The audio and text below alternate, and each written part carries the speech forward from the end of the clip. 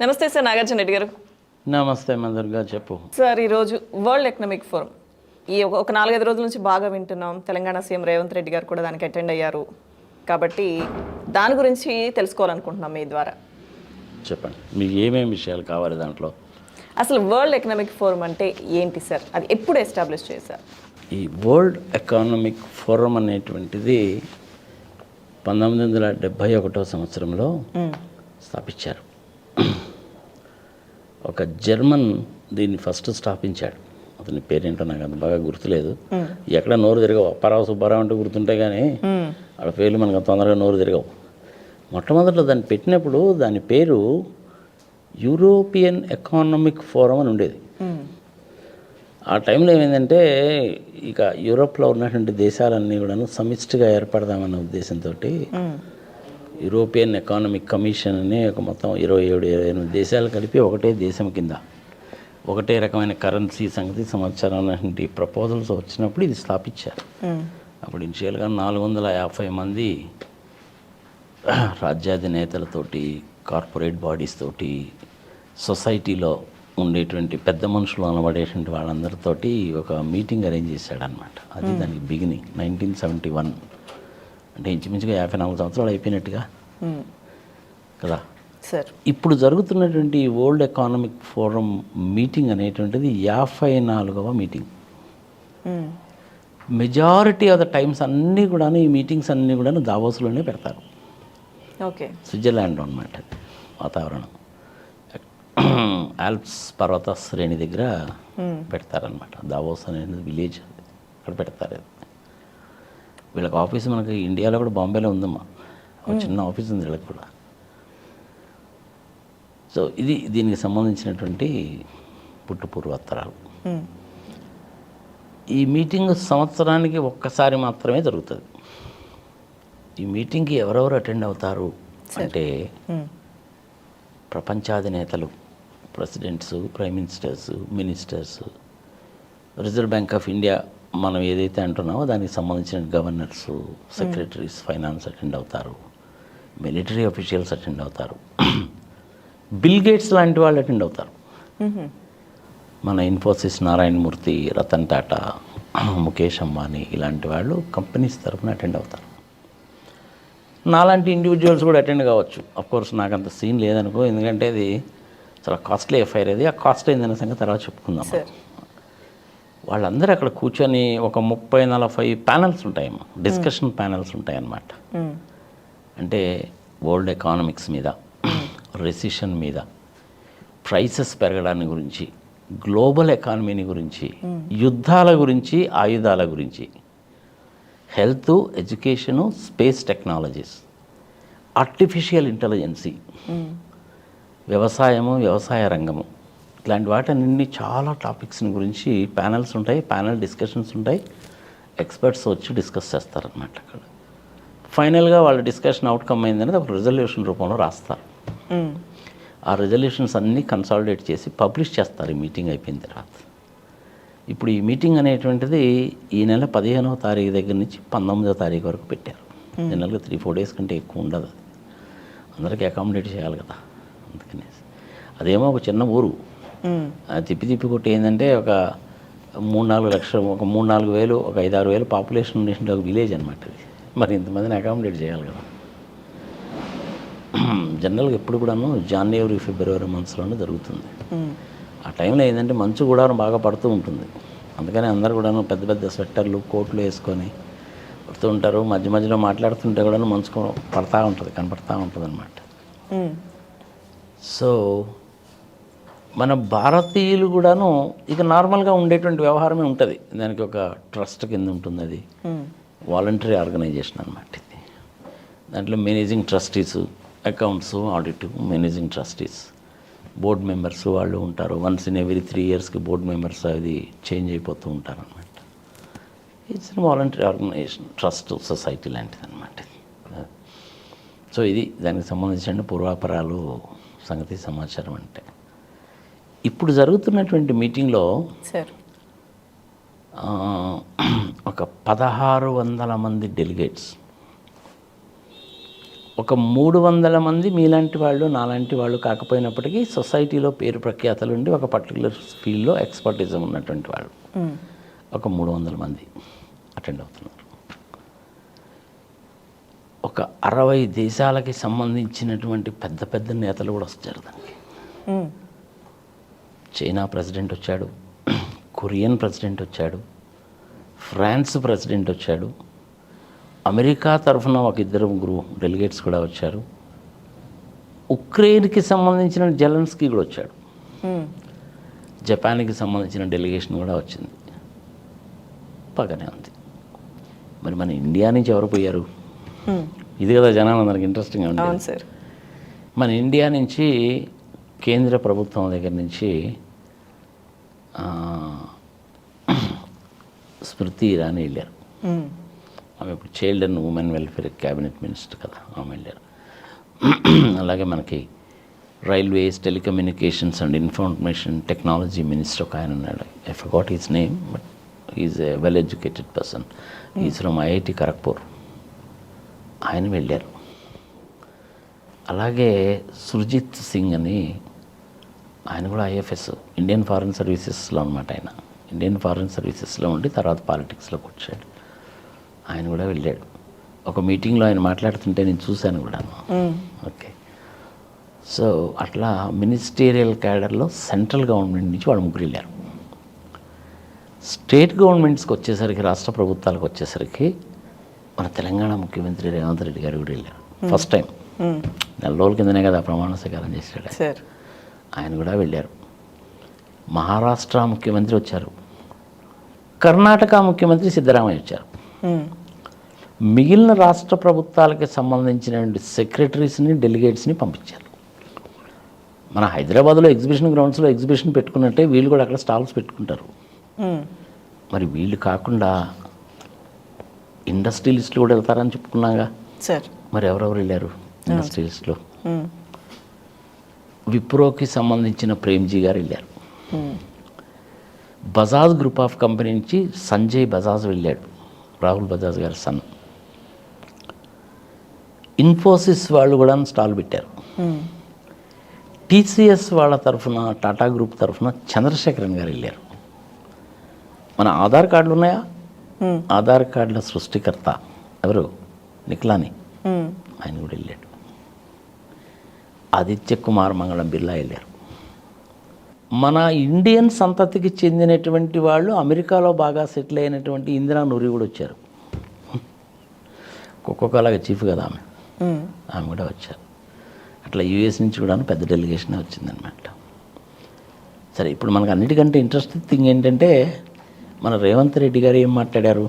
అవును సార్, ఇది కదా, ఇదే చర్చ జరుగుతుంది కదా సార్. దావోస్ పర్యటన సీఎం రేవంత్ రెడ్డి గారు వెళ్ళారు. అవును, ఆయనకు ఉన్నటువంటి కెపాసిటీలో, కేపబిలిటీలో హిందీలో, ఇంగ్లీష్లో రీజనబుల్గానే మాట్లాడాడు. తెలంగాణ రాష్ట్రంలో ఫార్మాస్యూటికల్ ఇండస్ట్రీకి, టెక్స్టైల్స్కి, సాఫ్ట్వేర్ ఇండస్ట్రీస్కి మంచి అవకాశాలు ఉన్నాయి, మీరు మా రాష్ట్రానికి వచ్చి పరిశ్రమలు పెట్టుకోండి అని ప్రపంచవ్యాప్తంగా వచ్చినటువంటి ఒక 70 మందితో మాట్లాడాలి అని అంతా కూడా సెటప్ చేసుకొని వెళ్ళారు. అక్కడ వ్యవహారం ఎలా ఉంటుందంటే, ఫ్రాన్స్ నుంచి ఎవరన్నా ఒక ఇండస్ట్రియలిస్ట్ వచ్చాడు అనుకోమ్మా, అతనితోటి ఏ టైంలో మాట్లాడాలి, ఏ కాన్ఫరెన్స్ రూమ్లో మాట్లాడాలి, ఎన్ని నిమిషాలు మాట్లాడాలి అనేది వెల్ డిసైడెడ్ అనమాట. అది ఓకే. వాడు 3 గంటల 5 నిమిషాల నుంచి 3 గంటల 15 నిమిషాల వరకు మధ్యాహ్నము అనేసి అంటే మన ముఖ్యమంత్రి గారు వెళ్ళాలి. అట్లా అంత స్ట్రింజెస్ట్ మెయింటెనెన్స్ చేస్తారన్నమాట, ఉంటాయి. మరి ఆయన అట్లా మాట్లాడినటువంటి సందర్భాల్లో ఉన్నాయి. ఆయన అలా రోడ్డు మీద నడుస్తూ ఉంటే ఆ ఇండియా టుడేకి సంబంధించినటువంటి ఆయన ఒక ఆయన మైక్ పట్టుకొని, ఈయన కూడా మైక్ పట్టుకొని, మధ్యలో స్వెటర్ సరిపోదని కోట్ వేసుకొని, ఆయనతో పాటు మన ఐటీ మినిస్టర్ శ్రీధర్ బాబు కూడా వెళ్ళాడు. Sridhar Babu is a very intelligent guy, is a fit person for information technology, no doubt about that. సరే, ఇక సెక్రటరీస్ వాళ్ళు వెళ్తారు. మన ఆర్బీఐ గవర్నర్ కూడా వెళ్ళాడమ్మా ఈసారి. అంటే being a head of the finance department కాబట్టి ఆయన కూడా వెళ్ళాడు, తప్పలేదు, డెలిగేషన్లో ఉంటారు. వీళ్ళందరికీ అయ్యేటువంటి అనా పైసలతో సహా ఖర్చు అంతా కేంద్ర ప్రభుత్వం నుంచి వెళ్తే కేంద్ర ప్రభుత్వం వాళ్ళు, రాష్ట్ర ప్రభుత్వం తరఫు నుంచి వెళ్తే రాష్ట్ర ప్రభుత్వం పెట్టుకుంటుంది. ఇది ఖర్చుకు సంబంధించినటువంటిది.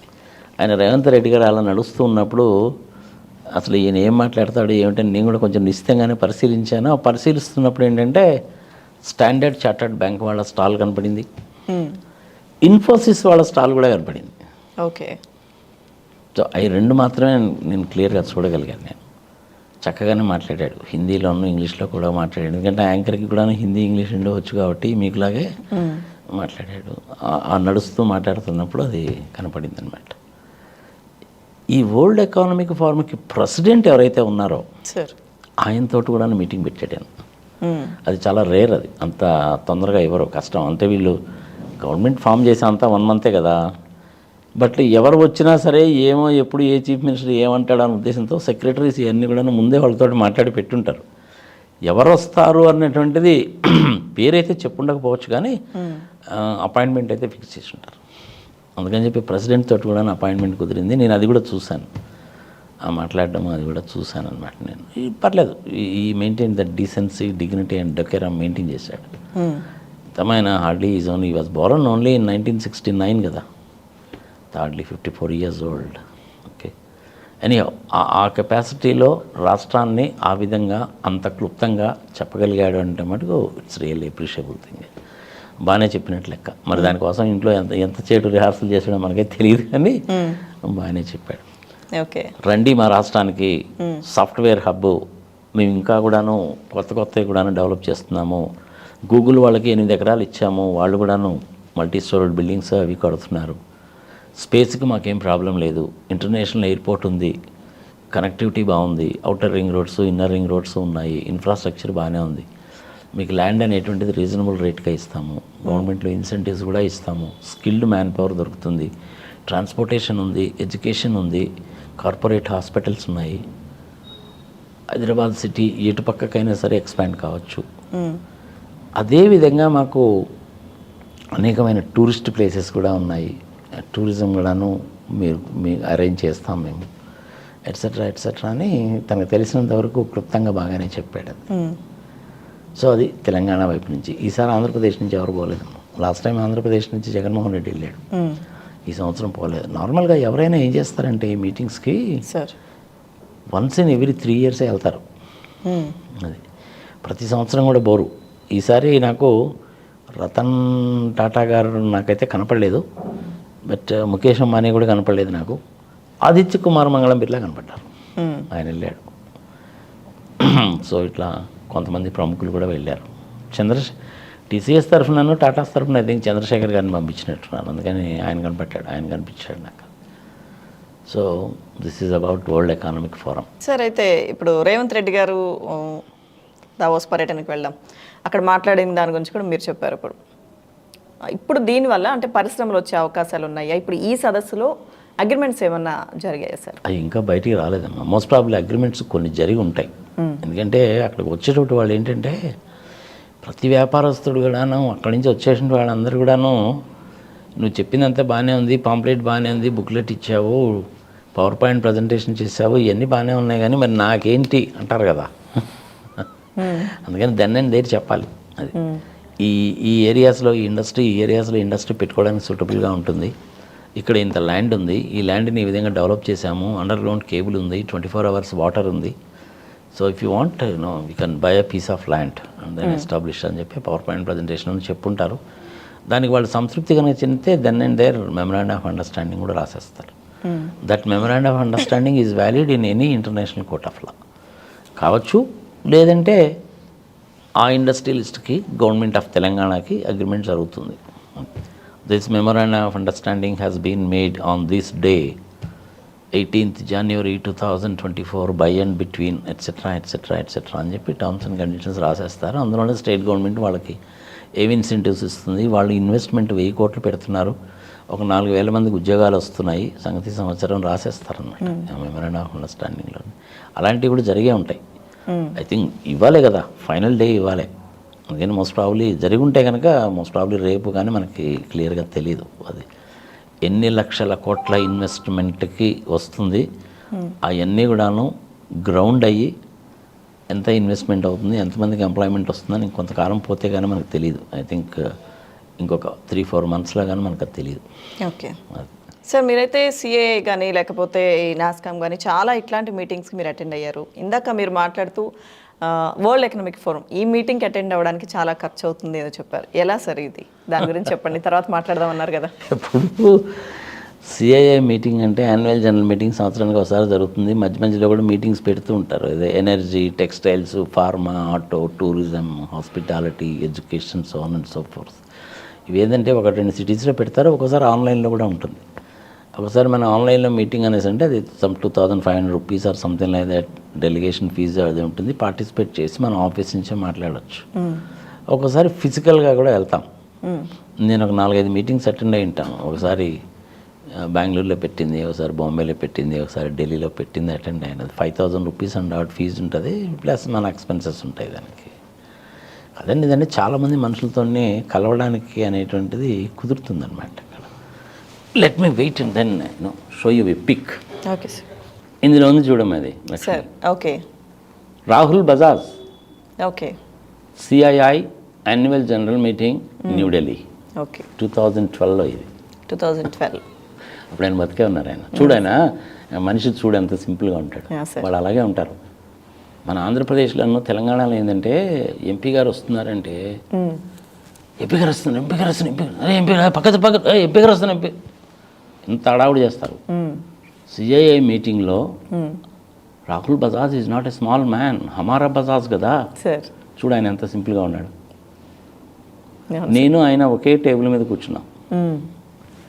అదేవిధంగా I will show you another person, Ahluwalia. Okay. ఇంతకుముందు మనకు ప్లానింగ్ కమిషన్ ఉండేది కదా, ప్లానింగ్ కమిషన్కి డిప్యూటీ చైర్మన్. ప్లానింగ్ కమిషన్కి ఎప్పుడు కూడాను చైర్మన్ ప్రైమ్ మినిస్టర్ ఉంటాడు. ఈయన డిప్యూటీ ప్రైమ్ మినిస్టర్ అన్నమాట, డిప్యూటీ చైర్మన్. ఎక్సలెంట్ పర్సనాలిటీ ఆయన. ఆయన కూడా వచ్చాడు ఒక మీటింగ్కి. సరే, ఈ రెండు అయితే నీకు చాలు కదా. ఇట్లాంటివి చాలా ఉన్నాయనుకో, different thing. Anyhow, to be on the safe side ఇంకోటి కూడా చూపిస్తాను నేను మీకు. ఈమె కూడా ఒకసారి ఒక మీటింగ్ వచ్చింది. ఈమె ఎవరో తెలుసా? సార్, చనిపోయారు ఇప్పుడు. ఈమె ఢిల్లీకి 3 సార్లు ముఖ్యమంత్రిగా చేశారు. Sheila Dikshit. Fortunately she is my sister's classmate. Okay. Okay, ఇలాంటి పెద్ద పెద్ద వాళ్ళందరూ కూడాను అటెండ్ అవుతూ ఉంటారు అన్నమాట మీటింగ్స్కి. చాలా ఇంట్రెస్టింగ్గా ఉంటుంది వాళ్ళతోటి. 1 day 2 days ఉంటాయి. మంచి ఇంపార్టెంట్ డిస్కషన్స్ అవి జరుగుతాయి. మనం వెళ్ళిన క్వశ్చన్స్ కూడా అడగచ్చు, క్వశ్చన్స్ కూడా సమాధానాలు చెప్తారు. ఆ మైక్ మన దగ్గరికి పట్టుకొస్తారు, మనమే చెప్పొచ్చు అనమాట. ఎవరినైతే అడ్రస్ చేస్తున్నారో వాళ్ళని చెప్పొచ్చు. నేను ఒకసారి ఒక సిఐ మీటింగ్కి వెళ్ళినప్పుడు, అప్పుడు మన ఆంధ్రప్రదేశ్కి ఆయన పేరేంటో టక్మని గుర్తు రావట్లేదు, ఆయన చీఫ్ మినిస్టర్గా ఉన్నాడు. రాజశేఖర రెడ్డి గారు చనిపోయిన తర్వాత రోసయ్య గారు చనిపోయిన తర్వాత కిరణ్ కుమార్ రెడ్డి గారు వచ్చారు కదా. ఒకసారి ఒక సిఐ మీటింగ్కి కిరణ్ కుమార్ రెడ్డి గారు కూడా వచ్చారు. అది క్వైట్ న్యాచురల్, వస్తూ ఉంటాడు. సో ఇది సిఐఐ అండ్ నాస్కామ్ సంబంధించిన మీటింగ్స్. ఓకే. మరి ఇప్పుడు దావోస్ మీటింగ్కి అనేసి అంటే it's very costly affair. World economic ఫోరంది. ఒక మెంబర్గా నేను కనుక అటెండ్ కనుక కావాలంటే ఫస్ట్ నేను మెంబర్షిప్ తీసుకోవాలి, పర్మనెంట్ మెంబర్షిప్ లాగా అనమాట. అది that it self will cost around $70,000. ఒకసారి వెళ్ళి కనుక అటెండ్ అయ్యి కనుక రావాలంటే నేను రావడానికి పోవడానికి ఖర్చులు plus flight charges, hotel charges, సంవత్సరం అన్నీ ఉంటాయి. స్టాల్ పెట్టుకుంటే ఇంకా ఎక్కువ అవుతుంది. అదే కంపెనీస్ వాళ్ళు కనుక మెంబర్షిప్ కనుక తీసుకోవాలంటే అప్రాక్సిమేట్లీ $3 లక్షల నుంచి $5 లక్షల దాకా అవుతుంది. కంపెనీస్ కనుక మెంబర్షిప్ కనుక తీసుకుంటే ఏమవుతుందంటే యాన్యువల్ ఫీజు వేరే ఉంటుందమ్మా దీనికి. ఇది గుర్తుపెట్టుకోవాలి. Every year annual fee around $65,000 కట్టాలి. నేనైనా సరే, కంపెనీ అయినా సరే, పార్ట్నర్షిప్ ఫర్మ్ అయినా, ఎల్ఎల్పీ అయినా, ఎవరైనా అది కట్టాలి. Annual membership fee. ఈ మీటింగ్ అటెండ్ కావడానికి మళ్ళీ ఫీజు వేరే ఉంటుంది. యాన్యువల్ జనరల్ మీటింగ్ ఫీ మళ్ళీ వేరే ఉంటుంది. అది $2 లక్షల, $1 లక్ష, $3 లక్షల అట్లుంటుంది అనమాట. $3 లక్షల అంటే ఇంచుమించుగా 2.5 crores కదమ్మా. మరి దాని వర్త్ ఉందా లేదా అనేది కూడా ఆలోచించాలిగా. మళ్ళీ ఇందులో కూడాను డిస్కౌంట్స్ ఏమైనా ఉంటాయంటే అట్లాంటివి ఏమి ఉండవమ్మా. అర్లీ బర్డ్స్ అని అవన్నీ ఇవి టెర్మినాలజీ మామూలుగానే వాడుతుంటారు. మీరు ఎంతమంది మెంబర్స్ వస్తున్నారని ముందే చెప్పాలి. 3 వస్తున్నారా, 5 వస్తున్నారా? 5 వస్తున్నాము. ఏ కంపెనీ నుంచి వస్తున్నాము? పలానా కంపెనీ నుంచి వస్తున్నాము అంటే ఆ కంపెనీకి మెంబర్షిప్ ఉందా లేదో చూస్తారు. ఇవన్నీ ఆ బై సిస్టంలో బై డిఫాల్ట్ జనరేట్ చేసేస్తారు. Everything is in white. మన వాళ్ళకి ఇమ్మీడియట్గా మైండ్లోకి వచ్చేది ఏంటంటే ఏమంటే ఇందులో క్యాష్ పే చేస్తే ఏమైనా ఒప్పుకుంటారండి, బ్లాక్ మనీ ఏమైనా ఇస్తారండి అని. అట్లాంటివి ఏమి ఉండవు అక్కడ, అన్ని డాలర్లోనే పే చేయాలి. ఓకే. ఫుల్ వైట్ మనీ ఉంటుంది. పెద్ద పెద్ద వాళ్ళు వస్తారు కాబట్టి వాళ్ళతో ఇంటరాక్షన్ మూలకంగా ఏమవుతుందంటే మనకి నాలెడ్జ్ పెరుగుతుంది, ప్రపంచంలో ఏం జరుగుతుందో తెలుస్తుంది. ఈ సంవత్సరం 2024లో ఇప్పుడు పెట్టినటువంటి దీని థీమ్ ఆబ్జెక్ట్ అంటూ ఒకటి ఉంటుంది కదా, ఈ థీమ్ ఏంటంటే రీబిల్డింగ్ ఆఫ్ ట్రస్ట్. ఇది దీని థీమ్ 2024కి. 2003లో ఒకసారి జరిగిందమ్మా. అప్పుడు ఏం చేశారంటే బిల్డింగ్ ట్రస్ట్ అని పెట్టారు అప్పుడు థీమ్. ఇప్పుడు రీబిల్డింగ్ ఆఫ్ ట్రస్ట్ అని పెట్టారు. ఇదేందో ఎందుకు రీబిల్డింగ్ ఆఫ్ ట్రస్ట్ అని ఎందుకు పెట్టారని ఆలోచిస్తే దానికి కారణం ఏంటంటే జరుగుతున్నటువంటి యుద్ధాలు, ఆయిల్ క్రైసిస్, వీటన్నిటిని దృష్టిలో పెట్టుకొని ఒకసారి మళ్ళీ రీబిల్డ్ చేసుకోవాలి. మీరు మమ్మల్ని నమ్మాలి, మేము మిమ్మల్ని నమ్మాలి, మనము ప్రపంచాన్ని నమ్మించాలి, ప్రజలందరూ మనల్ని నమ్మాలి.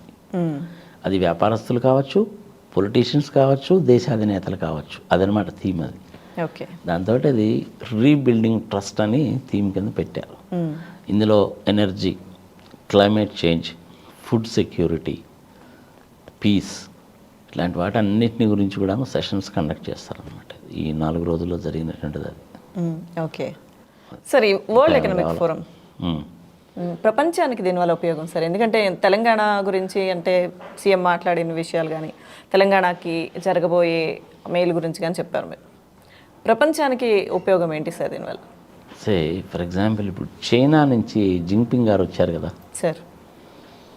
ఇప్పుడు ఆ చైనా వాళ్ళకి, అమెరికా వాళ్ళకి, చైనా ప్లస్ సోవియట్ రష్యా, యుక్రెయిన్తో సోవియట్ రష్యాకి యుద్ధము, అక్కడేమో ఇజ్రాయిల్ హమాస్ వాళ్ళు కొట్టుకోవడము, ఇవన్నీ చూస్తూనే ఉన్నాం మనం.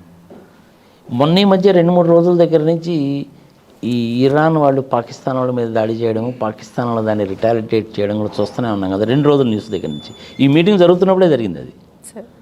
ఇలాంటి వాటి గురించి కూడా డిస్కస్ చేస్తారు.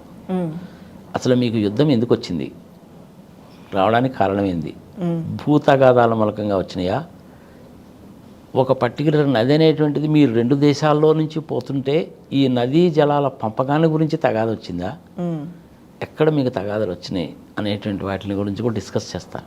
ఇప్పుడు ఈ మీటింగ్ మూలకంగా సోవియట్ రష్యా కన్నా ఉక్రెయిన్కి మధ్య జరిగే యుద్ధం ఆగిపోయింది అనుకోండి, ప్రపంచానికి మంచిదేనా కాదా? అవును సార్.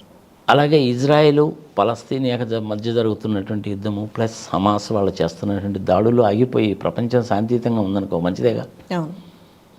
అవునా? అవును సార్. అదేవిధంగా చైనీస్ ప్రెసిడెంట్ అటెండ్ అయ్యాడు.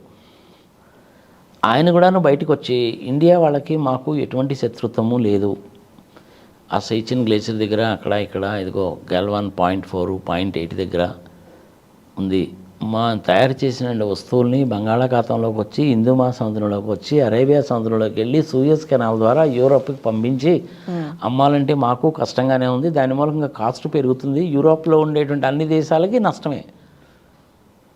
ఇండియా కనుక ముందుకు వచ్చి ఈ చికెన్ నెక్ అంటారు దాన్ని, చిన్న బిట్ ఉంటుంది అనమాట, ఆ బిట్లో నుంచి పోవాలన్నమాట, అది ఓల్డ్ సిల్క్ రూట్ అది. మాకు ఇండియాకి ఎటువంటి తగాదా లేదు, ఈ భూమి అనేటువంటిది క్లియర్గా ఎన్మార్క్ చేసుకుంటున్నాము, ఇచ్చిపుచ్చుకునే ధోరణిలో పోతాము, మాకు ఎటువంటి అభ్యంతరము లేదు. కానీ ఇటు పక్క నుంచి రోడ్డు మార్గము, రైలు మార్గము వేయడానికి కనుక చేసినట్లయితే అది ఇండియాకి లాభమే, మాకు లాభమే, యూరోపియాలో ఉండే కంట్రీస్కి లాభమే, వాణిజ్య వ్యాపారాలకి లాభమే, కల్చరల్ ఎక్స్చేంజెస్, ఎడ్యుకేషనల్ ఎక్స్చేంజెస్ అన్నీ ఉంటాయి అని చైనా ప్రెసిడెంట్ వచ్చాడు కాబట్టి ఆ మీటింగ్లో మన ఇండియా నుంచి డెలిగేషన్ వెళ్ళింది కాబట్టి వాళ్ళ ద్వారా ఆ సందేశాన్ని కనుక మన ప్రైమ్ మినిస్టర్ గారికి కనుక చేరవేశాడు అనుకో ఉపయోగమేగా. లాస్ట్ టైం జింగ్పింగ్ గారు వచ్చేళ్ళారు కదా, మహాబలిపురంలో 2 ఉయ్యాల్లో కూర్చొని ఊగారు కదా, అనేది అంత తొందరగా తేలుతుందా తేలదా అంటే ప్రతి సమస్యకు కూడాను ఏదో ఒక సొల్యూషన్ అంటూ ఉంటుంది, అందులో సందేహం లేదు. వాళ్ళ రోడ్ బెల్ట్ ఇనిషియేటివ్ని కనుక కంప్లీట్గా కనుక చేస్తే అది వాళ్ళకి ఉపయోగమే, మనకి ఉపయోగమే, యూరోపియన్ కంట్రీస్కి ఉపయోగమే.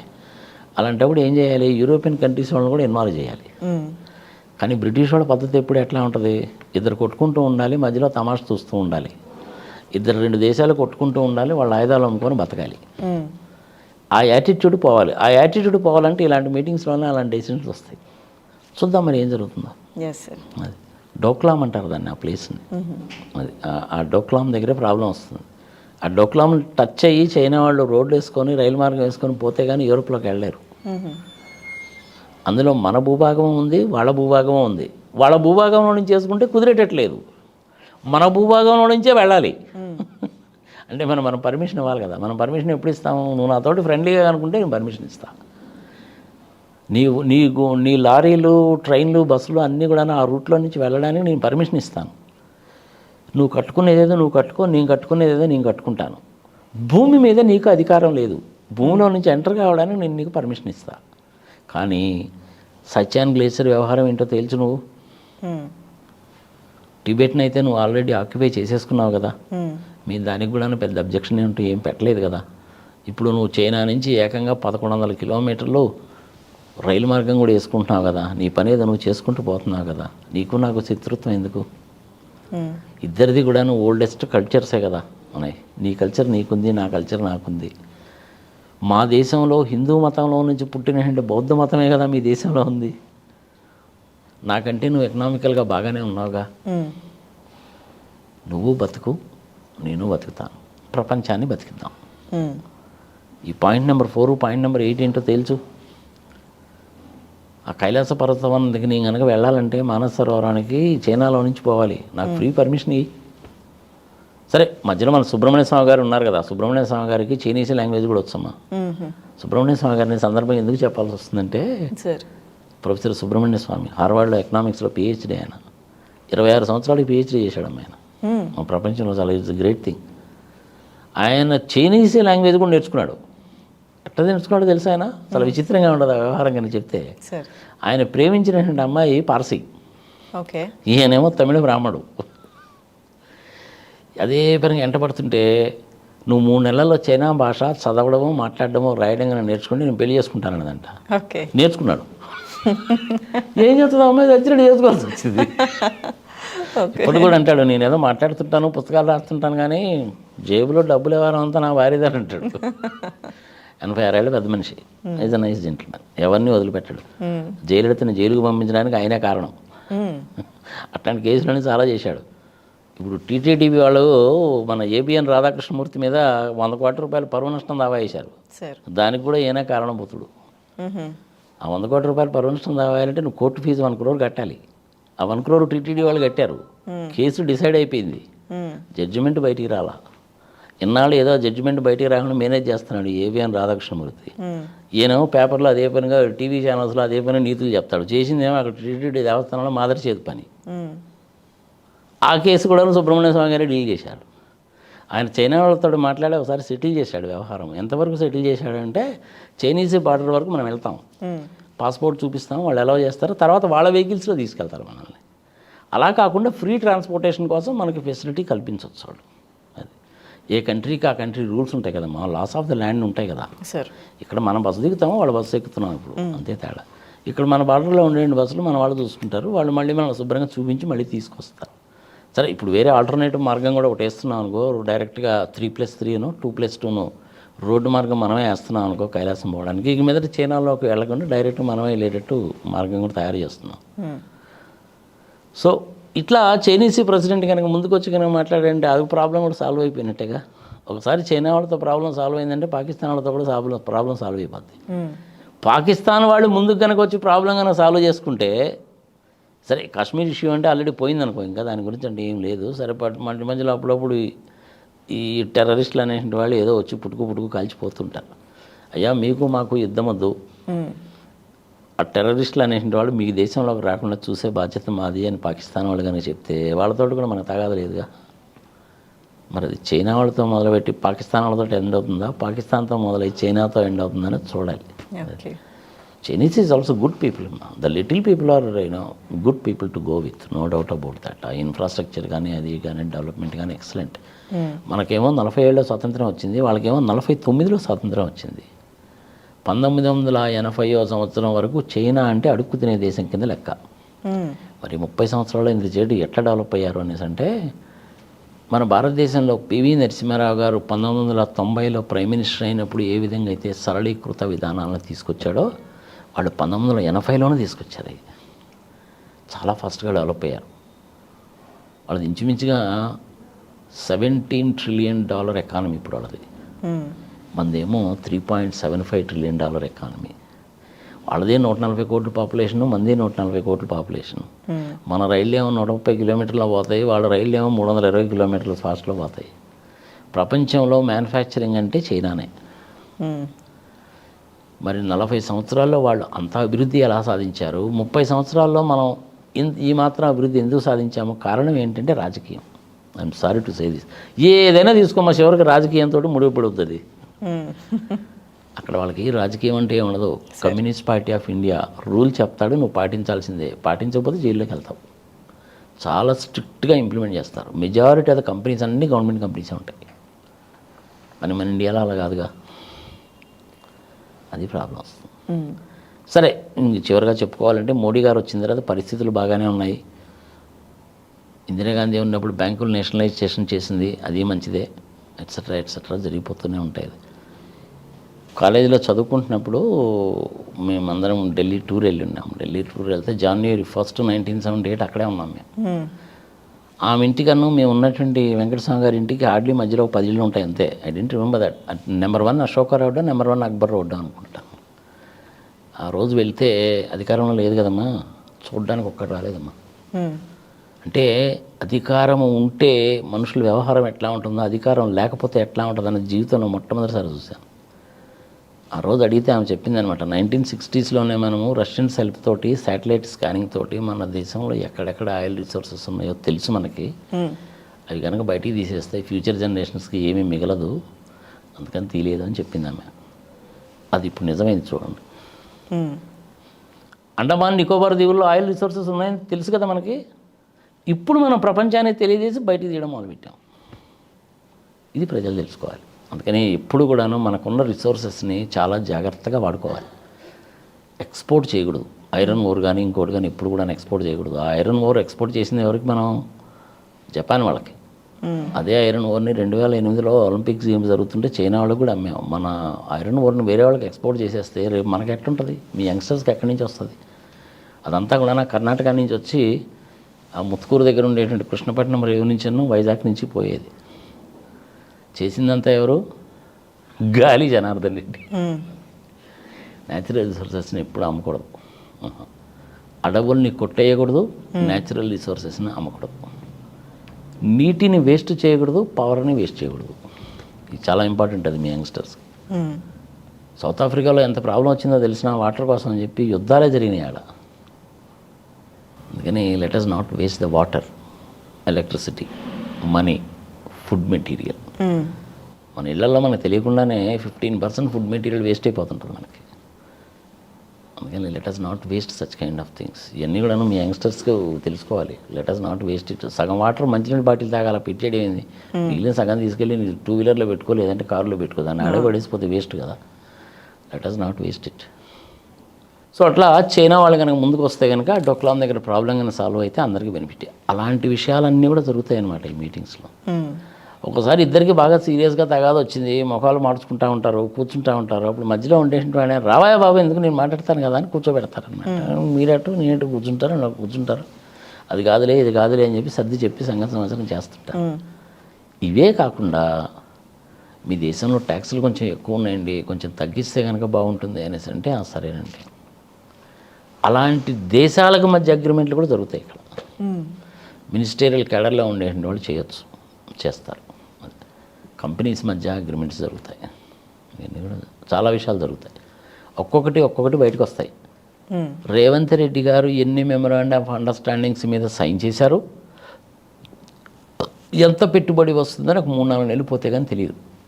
ఒక 1 monthలో కొంతవరకు తెలుస్తుంది. రేపు వచ్చిన తర్వాత ఎనీహో మీటింగ్ పెట్టి చెప్పాలి కదా, చెప్తారు. అపోజిషన్ వాళ్ళు ఊరుకోరు కదా.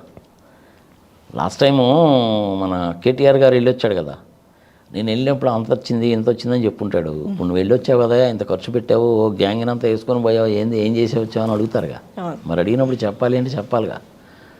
శ్రీధర్ బాబు కూడా వెళ్ళాడు కదా, ఆయన ఐటీ మినిస్టరు, ఆయన చెప్పేది కదా ఆయన చెప్పుంటాడు. వేరే ఇంకొక 2-3 సెక్రటరీస్ పోయి ఉంటారు. ఈయన కూడా రీజనబుల్గానే మాట్లాడాడు, అది క్లుప్తంగానే చెప్పాడు. Let us hope the best. Yes sir. Right. ఇంకా అంతే సార్. అంతేనా? తెలంగాణకు వచ్చే ఉపయోగాలు అలాగే ప్రపంచానికి ఉన్న ఉపయోగాలు కూడా చెప్పారు అది సంగతి. వరల్డ్ ఎకనామిక్ ఫోరం గురించి. అవును. ఎస్ ఈసారి దాని థీమే ఏదమ్మా అది, సార్. Rebuilding of trust. అందరూ మధ్య కూడాను ఐకమత్యం తీసుకురావడం అనేటువంటిది ఈసారి థీమ్. అందుకని చూద్దాం ఏమవుతుంది. Yes, thank you sir. Right అమ్మా, థ్యాంక్ యూ.